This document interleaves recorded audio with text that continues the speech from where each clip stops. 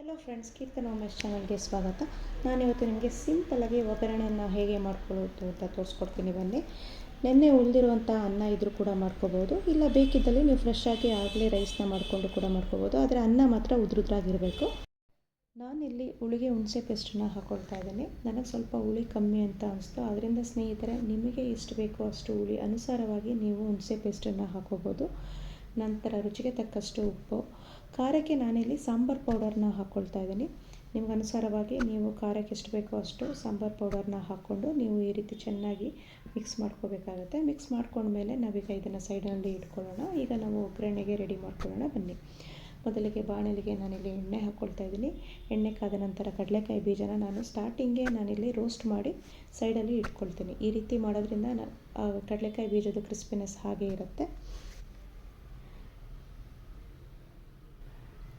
ನಂತರ ನಾನು ಸಾಸಿವೆನ ಹಾಕ್ಕೊಳ್ತಾ ಇದ್ದೀನಿ. ಈಗ ಕಡಲೆಬೇಳೆನ ಹಾಕ್ಕೊಳ್ಳೋಣ. ಒಣಮೆಣಸಿನಕಾಯಿ, ಕರಿಬೇವಿನ ಸೊಪ್ಪು, ಸ್ವಲ್ಪ ಪ್ರಮಾಣದಲ್ಲಿ ಇಂಗನ್ನು ಹಾಕ್ಕೊಳ್ತಾ ಇದ್ದೀನಿ. ಈಗ ಚೆನ್ನಾಗಿ ನಾವು ಫ್ರೈ ಮಾಡ್ಕೊಳ್ಳೋಣ. ನಾನಿಲ್ಲಿ ಮೀಡಿಯಮ್ ಸೈಜ್ ಈರುಳ್ಳಿನ ಉದ್ದುದ್ದಾಗಿ ಕಟ್ ಮಾಡಿ ಇಟ್ಕೊಂಡಿದ್ದೆ, ಅದನ್ನು ಸಹ ಹಾಕ್ಕೊಳ್ತಾ ಇದ್ದೀನಿ. ಈಗ ಚೆನ್ನಾಗಿ ಈ ರೀತಿ ಮಿಕ್ಸ್ ಮಾಡಿಕೊಂಡು ಈರುಳ್ಳಿ ಕೆಂಪಗಾಗಷ್ಟು ನಾವಿಲ್ಲಿ ಚೆನ್ನಾಗಿ ಫ್ರೈ ಮಾಡಿಕೊಂಡು ನಂತರ ನಾನಿಲ್ಲಿ ಅರಿಶಿನದ ಪುಡಿನ ಹಾಕ್ಕೊಳ್ತಾ ಇದ್ದೀನಿ. ಇದು ತುಂಬ ಸುಲಭವಾದ ರೆಸಿಪಿ, ಬ್ಯಾಚುಲರ್ಸ್ ಮಾತ್ರ ಆರಾಮಾಗಿ ಮಾಡ್ಕೋಬೋದು. ಈಗ ನಾನು ಕಲಸಿಟ್ಕೊಂಡಿದ್ನಲ್ಲ ರೈಸನ್ನು ಹಾಕ್ಕೊಳ್ತಾ ಇದ್ದೀನಿ. ರೈಸನ್ನು ಹಾಕ್ಕೊಂಡ್ಮೇಲೆ ಚೆನ್ನಾಗಿ ಈ ರೀತಿ ಮಿಕ್ಸ್ ಮಾಡ್ಕೋಬೇಕಾಗುತ್ತೆ. ನೋಡಿ, ಸ್ಟವ್ ಆದಷ್ಟು ಸಿಮ್ಮಲ್ಲೇ ಇಟ್ಕೊಂಡು ಮಿಕ್ಸ್ ಮಾಡ್ಕೊಳ್ಳಿ.